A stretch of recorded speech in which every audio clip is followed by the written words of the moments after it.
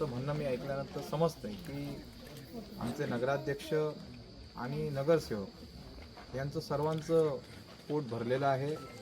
Non corrupt अशी नगरपालिका या ठिकाणी लोकांना पाहिजे आहे. कोणत्याही दाखला असेल किंवा काही गोष्टी असतील तर यासाठी वेटिंगवर बसण्याची गरज नाही आहे. आणि या ठिकाणी एक आगळा वेगळा चेहरा भारतीय जनता पार्टीचा लोकांसमोर नक्कीच येईल. आणि या ठिकाणी भविष्यात आमदार खासदार आमच्या भारतीय जनता पार्टीचे असतीलच, परंतु इथलं प्रत्येक ग्रामपंचायतसुद्धा ही भारतीय जनता पार्टीचीच असणार. ही गुजरातप्रमाणे आमच्या या सावंतवाडीची होईल.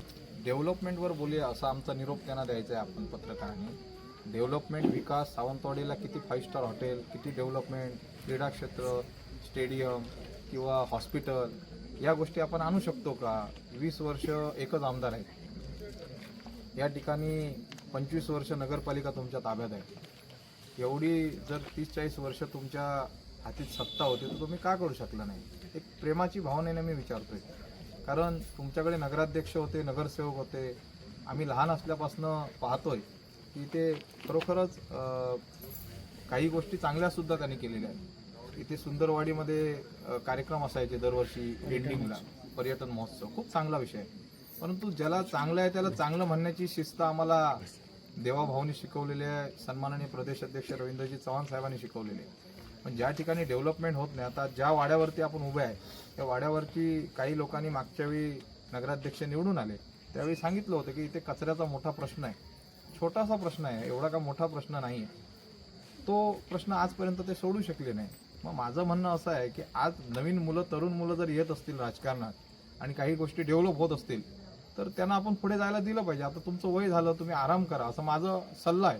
आणि आम्ही त्यांच्या मुलासारखे आहोत, आम्ही चुकीचा सल्ला त्यांना नक्कीच देणार नाही. या ठिकाणी तिन्ही मतदार 164 गाव आहेत. त्यापैकी 64 गाव हे समुद्राला लागून आहे. त्या ठिकाणी नद्या नाले आहेत.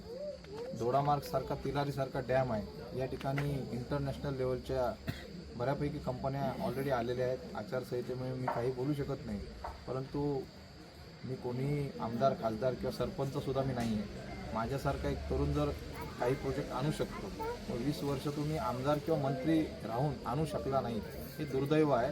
इथल्या तरुणांना पेटून उठायची गरज आहे. सावंतवाडीतील तरुण आणि महिला मला असं वाटतंय की ह्या नगरपालिकेमध्ये तो वचपा नक्की काढतील. मागच्या वर्षी काही जणांकडनं चूक झाली आहे, ही चूक दुरुस्ती सन्माननीय आमचे लाडके पालकमंत्री साहेब सकाळी 9:30च्या पत्रकार परिषदेत आणि असंख्य प्रश्न बोलून गेले. त्या प्रश्नांची उत्तरंसुद्धा त्यांनी दिलेली आहेत. मी कोणत्याही विरोधक मानत नाही आहे. मी त्यांना आपलेसे मानतोय. त्यांनीसुद्धा आमच्यात यावं, आपण डेव्हलप करू, सावंतवाडीचा विकास करू. तारीखला उत्तर जनता देईल. जनतेने ठरवलेलं आहे. सावंतवाडीमध्ये आपण कुठेही जाऊन विचारावं एकांतात, तुम्हाला त्याचं उत्तर मिळेल.